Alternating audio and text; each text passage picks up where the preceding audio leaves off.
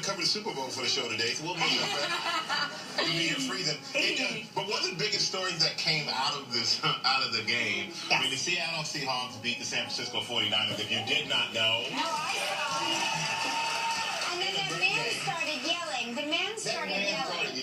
I couldn't understand because it was translated into Spanish, and I was like, Mark, what's he saying? What's he saying? And Mark's like, I don't know, he's yelling. Well, he was excited. The guy, you're talking about Richard Sherman. Sherman, yes, Sherman. The quarterback. He's got long hair. Yeah, he has dreadlocks, whatever, dreadlocks. And here's Richard right here. Here's a great picture of Richard. You can see his hair and everything. He's even excited in the picture. Yeah. That's Richard Sherman. He's the quarterback for the Seattle Seahawks. He's actually probably the best cornerback in the league. Right. Because he's so big. He's like 6'3", but he shouldn't be that big to play that position, but he can run with anybody. He makes plays. He led the league in interceptions this year with 8.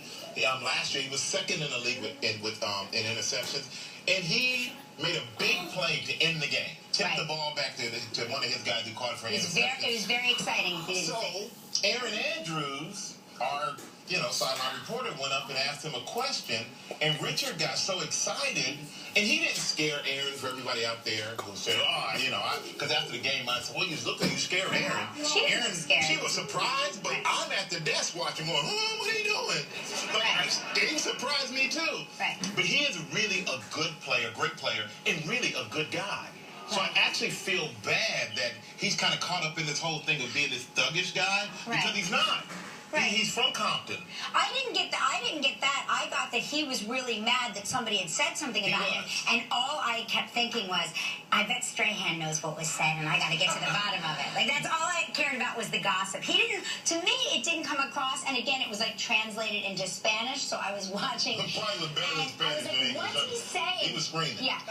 But to me, it didn't seem like, she didn't seem scared, and it didn't seem like he was yelling at her. It just seemed like he was yelling about something. Well, it was interesting because people always want to know what football players are saying to each other out there on the field. And I guess when they see Richard, who's caught up in the moment, who's like, I told him I was the best that ever played. You can't play with me, boy. I'm the man. Talking all that smack about me. I own you. I own you. Is that what he said? Pretty much. Paraphrase in Spanish. But paraphrase, that's pretty much what he was saying. Don't ever talk about the best cornerback in the league. You're a mediocre player. I own you. That's pretty much what he said. But everybody at home goes, well, what do they say on the field? That's what we're saying. Right. Minus the curse words. Right. Was there curse words? No, he took them out. Right. He censored himself. But he's a smart guy. He's from Compton, but he went to Stanford. I mean, he's a really, really smart, brilliant guy.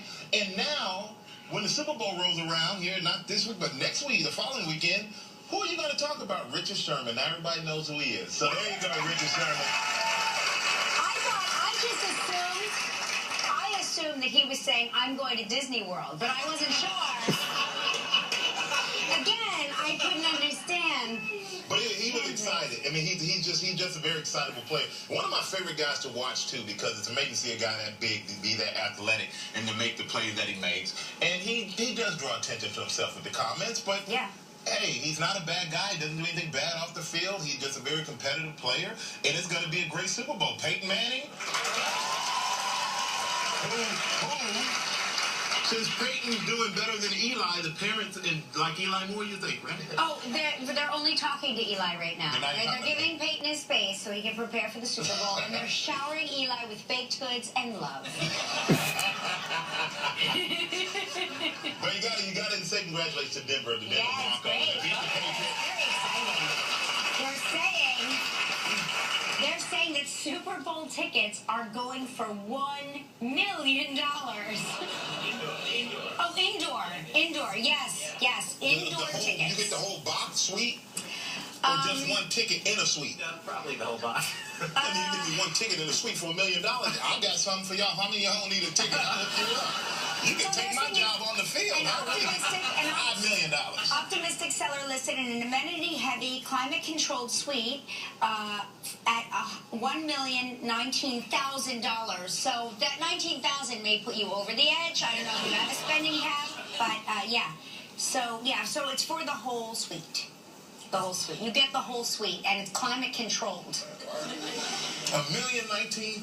Delman, I think you should get that suite and invite some of your closest friends. Yeah. The cheapest?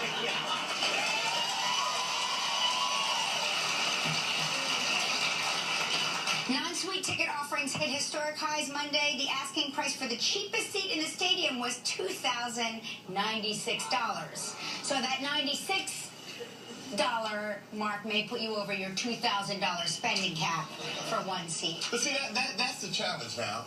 Because, see, I give all my tickets to friends and family members. And now I'm like, man, I don't know. It's that simple.